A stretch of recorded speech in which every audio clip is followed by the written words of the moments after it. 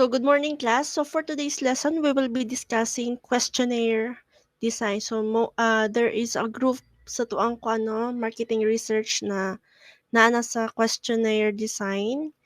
And hopefully, ang iba kay makatungtong na dire sa questionnaire design. And again, as a reminder, for midterm nga ko na to, requirement, 50% sa inyong grade, especially sa exam ninyo nga 60% sa inyong total grade, we will be getting the 50% sa inyong exam dito sa inyong marketing research nga paper, and the other 50% will be your written exam. So, for today's lesson, we will be discussing questionnaire design. So, we will be discussing unsa ang mga process sa pagbuhat og questionnaire. So, first of all, let us know kung unsa ning questionnaire.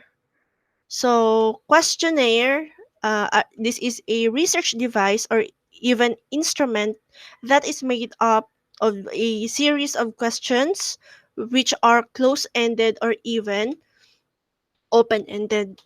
So, kaning questionnaire class, ang goal ani is to collect relevant na mga data from our respondents, katong mga mag-answers to ang sa to ang questions na gi-provide para sa ato ang research, which can then be used for a variety of different purposes depende sa tuwang study. So, when you give the respondent the ability to give a longer nga answer, it can be yield manggod to a more insight because they can elaborate their thoughts with regards sa inyong research or sa inyong study na ginabuhat. So now, unsa kaya ang significance of questionnaire building? So, before we will proceed to the for the content of this slide, ang significance man gud sa questionnaire sa pag-build og questionnaire is that ang there is a researcher's ability, or this is a researcher's ability to design an appropriate na measurement scale that does not by itself provide dili siya makagarantiya jud that ang mga relevant data na ato ang ginagather will automatically collected. So, with this situation class, understanding what involves in building a questionnaire becomes at most very important part for a researcher or even ang mga manager nga naga buhat ani nga study or kamo as a researcher nga nagabuhat ani nga study depende sa inyong topic kung sa to inyong gusto mabal-an with regards sa inyong study. So much of the primary data collection mga 'di ba? As we have discussed sa ato ang mga past lesson, we have different type of data collection, the primary and the secondary data collection. So much of the primary data collection class gina-require man good for solving marketing problems involving asking questions sa tuwang mga respondents, and even gina-record na to kung unsa ang ilahang response sa ato ang questionnaire na gi-provide sa ato ang mga respondents. So most problems manggo diri ang field of marketing research are very complicated or complex siya in the nature, and even naga-require og primary data nga collection. So in such cases manggod, ang questionnaire diri ang nga study or data becomes a potent tool, a potent tool for collecting primary na mga data. So measurement scale, as we have discussed sa to ang last topic last week with regarding sa measurement scale, scales discussed in our previous chapter provide the building blocks sa to ang pag-design sa to ang questionnaire. So regardless of the form of administration, ang questionnaire class is characterized siya by two main objective. So, mao ni siya ang duha ka objective. So, first, it must be it must be convert the information. Um, it must convert the information required by managers in a format of questions. Then second, the question asked must be created in a format in which respondent will understand it and be willing to answer them. So, a questionnaire manggod class is formalized siya o nga kung ano set of questions involving one or more measurement nga scale designed. So, para makakolekta og ano with this kuan man gud with this formalized set of question, it will help us collect specified na mga primary nga data. So, as we have discussed on our measurement scale, in the previous na chapter na to, it provide the building block for questionnaire design regardless of form of administration. So kaning questionnaire is characterized by again katong duha ka main objective. So this objective man god like converting management dilemma in researchable questionnaire, build a questionnaire in format that we will encourage and motivate the respondents. So with this kind of man god, the first objective sa pag-convert nato og researchable na questionnaire nato, um with this objective man gud kay ginahatagan na tato ang respondent of willingness na answeran ang ato ang questionnaire. While dire as ato ang second, gina-require ang mga researcher class nga mo build og questionnaire in a format nga maka-encourage and also maka-motivate sa mga respondents in becoming involved and complete sa pag-interview nato, 'di ba? Kay through interviewing man ni ang mostly sa ato ang primary data collection. So, if dili man gud nato ma-apply ning objective class, incomplete interviews man gud seldom provide any useful na insights, and therefore ang mga researcher must strive para ma-reduce ang respondent disengagement as much as possible. So a well-designed na questionnaire class would generally overcome the problem of disengagement. So ang mga researcher dapat, they must also keep a tab on the various errors stemming from the process, including sa mga responses, so that ang mga respondent and researcher kay ma-lessen ang error sa ilahang questionnaire. So this is the objective. Converting management dilemma into a researchable questionnaire, then we have to build a questionnaire in a format that will encourage and motivate the respondents. And then we also have process of questionnaire design. So this designing a questionnaire. So designing questionnaire has been always an issue. Dili lang issue kay ginadebatihan sad ni siya in marketing research.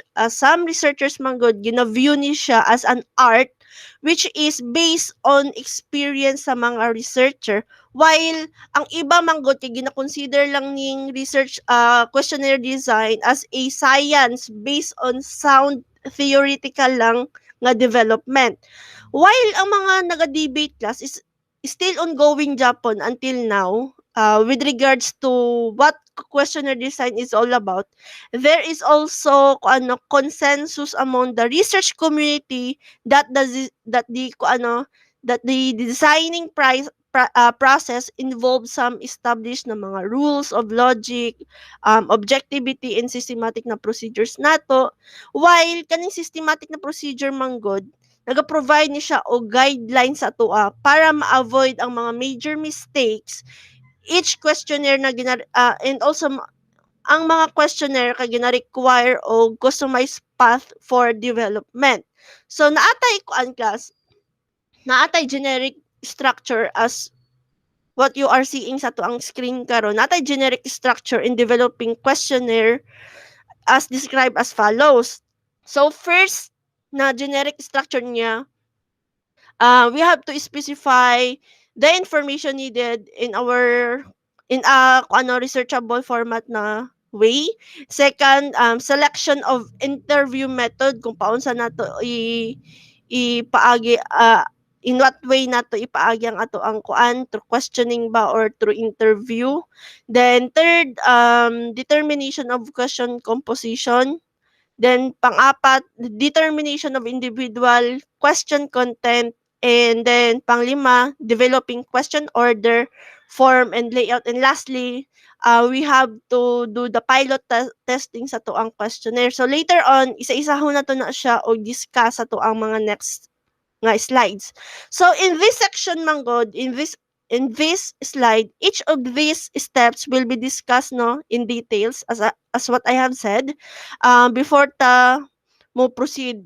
So before proceeding, this questionnaire designing is very important to we have to note manggod, or this is very important to note that while the process no stated in our slide is quite helpful, ang mga researcher may need to follow a different pattern in developing the questionnaire. So for example, class, the researcher may develop the form and also pwede sa sila mo layout sa questionnaire simultaneously. Or pwede sa class prior to piloting ang ilahang questionnaire, ang mga researcher may fine tune the questionnaire na ilahang ginabuhat. So specification of the information needed in researchable nga format. So this is the first step in developing a questionnaire. This is the first step no in developing a questionnaire. So we have to specify the information needed in researchable na format. So kaning specification man good class, this is connected sa to ang topic sa last week, sa week 3 na to nga topic rather. So there is a dummy table on that topic that could be very helpful in converting information na kailangan nato into a researchable nga format. So the researcher should also look at the research objectives and also sa hypothesis, and also with the objective and hypothesis man good, we have to match the information na ato ang nagather. So at this stage class, it is very important to have a clear idea of target population and even sa to ang sample data. So the characteristics of the respondents have a great influence on questionnaire design. So for example, ani class, questions which are appropriate for elderly nato na mga consumers no, might not be appropriate sa mga bata nato na mga consumers. Unclear understanding mang good class of the information needed could lead to development of an improper na questionnaire which has a direct effect sa to ang analysis sa to ang final na mga results. So, selection of interview method. Okay, this is the second step. So, in the previous na discussions, we tackled various methods of interview, including pwede through personal ba, through email ba, telephone, or even internet-based na interviews. Di ba? Man atong ang gidiscuss last time sa atong mga niaging nga mga topics, no? So, the type of interviewing method magod also plays an important role in our questionnaire design. So for example class, sa personal interview nga situation, ang mga respondents nato are able to see the questions or the questionnaire, and even pwede sila mo interact in person with the interviewer. So with this opportunity class, it provides them to ask varied na mga question involving sa complexities, because because ang ang feedback ka instantly nga available dayon with such with such methods. So due to the personal interaction class, it is also possible sometimes to ask a lengthy question. So for in telephone interviews, let's say, uh, in telephone interviews class, because the respondents cannot see the questionnaire, it is quite hard to ask complex and lengthy na questions. Therefore, the question should be short and to the point, involving little complexity if we are using an interview in a telephone. Even with this use of computer assisted na telephone interviews, which involves mga sophisticated skip patterns and also randomization. The question have to be kept simple lang. Dapat dili kayo complicated kay dili man nimo siya na face to face interview, so maglisod og sabot ang ato ang mga respondents, and dili kayo sila dili tayo nila ma-gather up ang mga details, no, with the complexity if dili nila makita ang questionnaire mismo. And then determination of question composition. So later we will be discussing types of question structure katong unstructured o structured.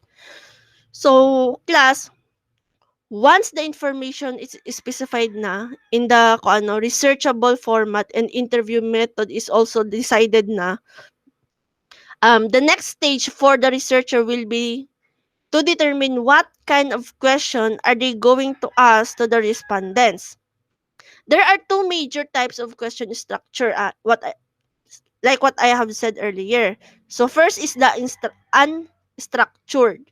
So kaning unstructured, kilala natin siya sa tawag na open-ended na questions, while ang structured is the close-ended na questions. So unstructured questions class or the open-ended questions are questions in which ang mga respondents are asked to answer the question in their own words. So these types of question allow the respondents to express their general attitude and opinion, and also makaprovide og rich na insights relating sa mga respondents' view about a certain nga phenomenon. So, ang unstructured questions manggod are highly used sa mga exploratory type nga research paper. While unstructured questions provide freedom of expression, there are inherent na mga disadvantage associated with them with regard to interviewer biases, no? So, if the interviewer is recording, if possible, no, if they are recording class, the answer by writing the summary down, while ang mga respondents na kay naga-istorya, the recording the recording may be biased as it's based on skills of interviewer on deriving the main point na ginahatag sa ilahang respondents through the interview. So, another disadvantage aning unstructured is questioning. Another advantage of this questioning is coding, okay, or creating coding and interpretation sa mga reply sa ato ang respondents sa ato ang mga questions. The overall coding manggod of unstructured na questions is costly and also time consuming. Para ma-avoid na to ang mistakes of response recording and coding related na mga errors, researchers use pre-coding wherein they identify possible answers and also assign responses to the categories they have identified. So, most conclusive studies manggod employ kaning type of close-ended na question no, or the structured. This type of question manggod ginaalaw ang mga respondents to answer the question in a predefined nga format. So, there are three main types of structured question. Natag nga tawag na dichotomous, nasa tay multiple choice, and Lastly, ang third is the scale questions. So this type of question format manggod gina-reduce niya ang amount of thinking and effort required sa tuang respondents. So ang interviewer bias is eliminated siya with unstructured questions because either the interviewer or even ang mga respondent themselves have to check a box or a line, circle, or pwede sad i-circle nila ang category, pwede sad nila i-hit ang or magpindot lang sila og key sa ilahang keyboard or record a number. So, in simple words, class, kaning structured nga format gives the researcher an opportunity na i-control ang respondent's thinking and allow simplicity. Okay? Of the three major types ako ang gipang istorya karon, ang dichotomous ang dichotomous na question is the simple most questioning na category. So mao ni siya pinaka-simple na gamiton no sa pagbuhat og questionnaire, ang dichotomous.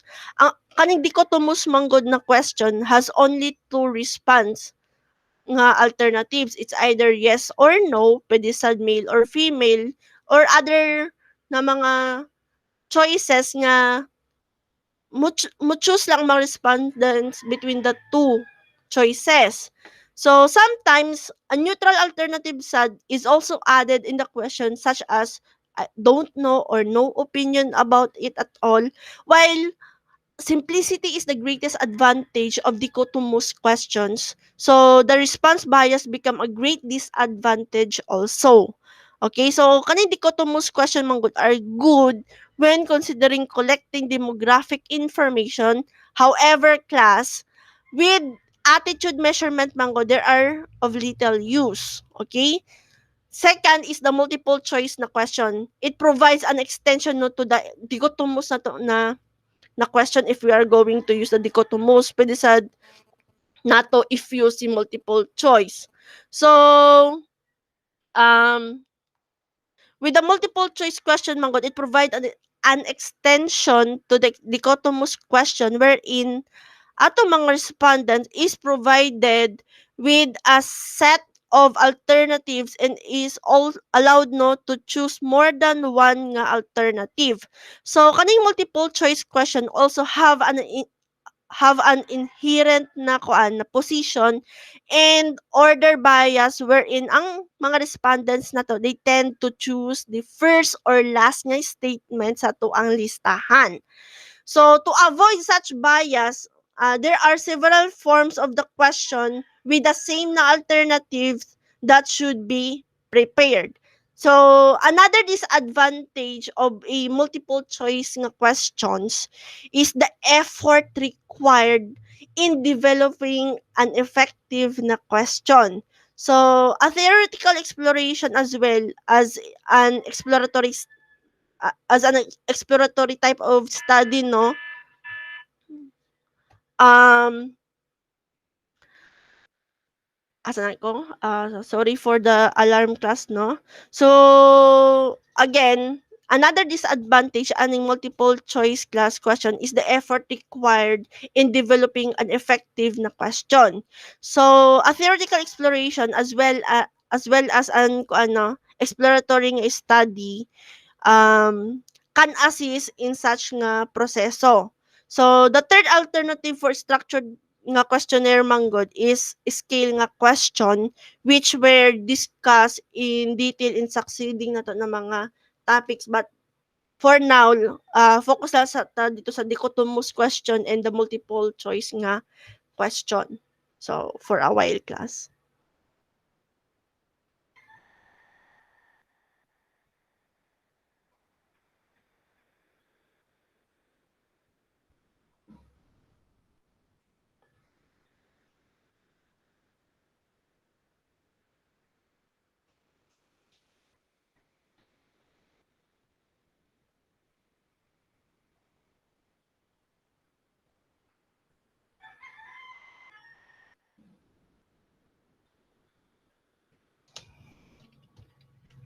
Okay, for the next slide.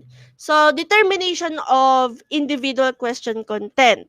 So, each individual question class is unique from its content perspective and therefore must be treated with caution in the development process. So, using components such as words, predicate order, tenses, and so on, each question attempts to fulfill the overarching research objectives, no? One of the most important components, manggod, of any question is words, okay? Researcher have to be very clear in the choice of words which can easily be understood in the correct manner by respondents. So, if the researcher class and respondents do not design the same meaning to use words, so the response will be biased. So, ang ilahang response kay magiging bias na siya. So, wordings of a question could create kung ano problems such as pwede siya maging ambiguity, pwede sa abstraction, and magiging connotation na lang siya.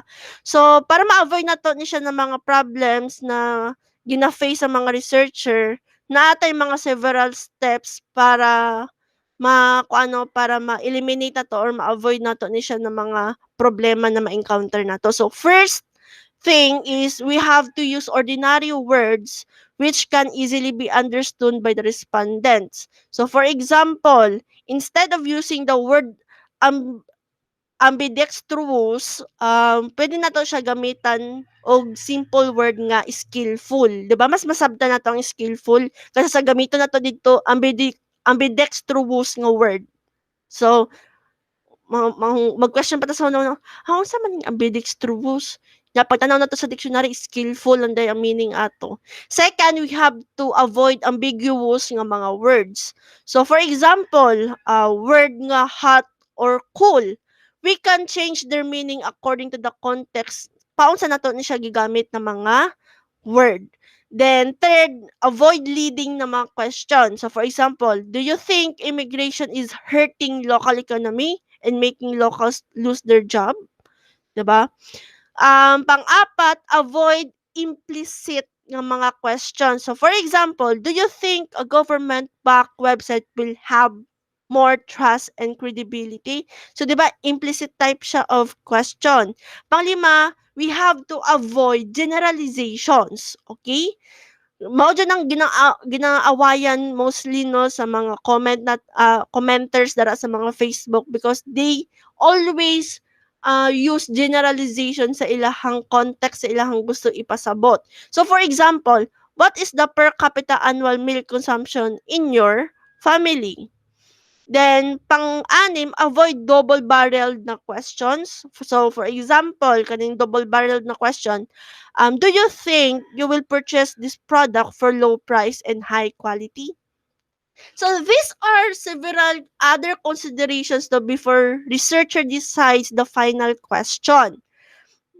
Once the question class is developed na sa mga researchers, uh, the researchers need to ask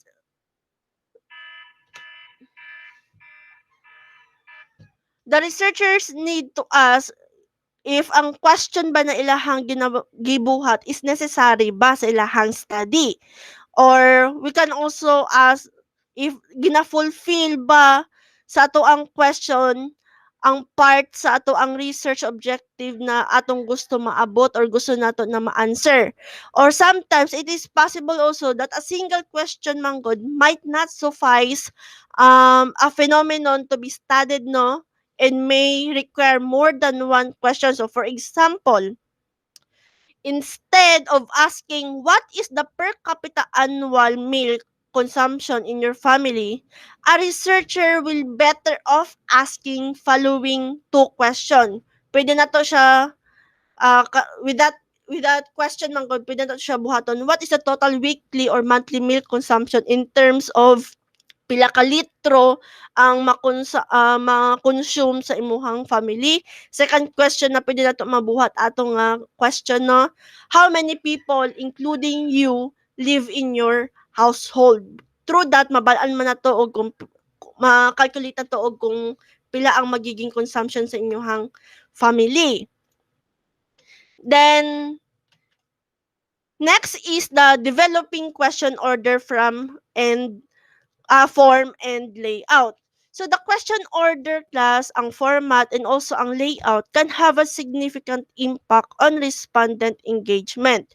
So questionnaire with unclear order, manggod format, and even layout generally get very low response rate and in turn become costly nga exercise. Maging costly siya or even dili napansinon sa inyong mga respondents. So the questionnaire can be divided in three main parts, generally forward and opening question, pwede sa generic information question, and also specific information questions.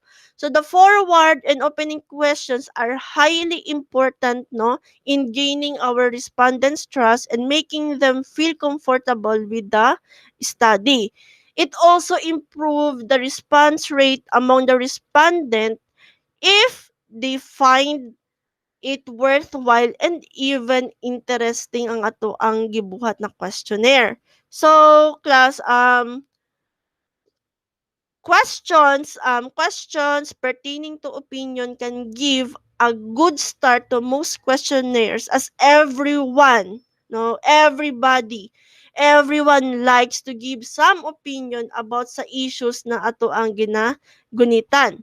So, at times manggod, when it is necessary to qualify a respondent, for example, we have to determine if they are part ba of the defined target population, opening questions can act as a qualification questions. In generic information question, manggod, these are questions that are divided into two main areas. Pwede classification information question and pwede sa identification information questions. So most socio-economic and demographic question class, example nga ni ang age, ang gender, income sa grupo, family size, and dagan pa type nun of demographic or socio-economic type of questions. Nag-provide man gud ni siya og classification nga information. On the other hand, respondent name, ang mga address, and other contact information nag-provide og identification nga information. It is advisable man gud to collect classification information before identification information as most respondents do not like their personal na information collected by researchers, and this process man gud may also kumbaga ma-alienate ang mga respondents from the interview. So, the specific information question class are questions directly associated with the research objective na to. So, they mostly involve various skills and even naga-involve sad ni siya og complex in terms of its nature. So this type of questions should be asked later in the questionnaire after the report has been established, no, between the researcher o sa ato ang mga respondents. So most researchers magod agree that it is a good a good start, no, with forward and opening questions followed progressively by specific information question concluding the classification and also identification information ng mga questions. So the format and layout here, class, of our questionnaire has a direct impact on our respondent engagement sa pag-answer sa questionnaire. It is always suggested, mga good class, that the questionnaire format and also ang layout should have some type of symmetry. Kumbaga, dapat naa jud siya mag-work together jud ang layout o ang format sa to ang questionnaire. So this can lead to higher response nga rate. And lastly, for today's lesson na to, diri nga topic mo end ang ato ang discussion for today, and after this kay mo proceed na ta sa tuang kuan sa tuang consultation and making of your MR for today's kuan na to activity. So developing the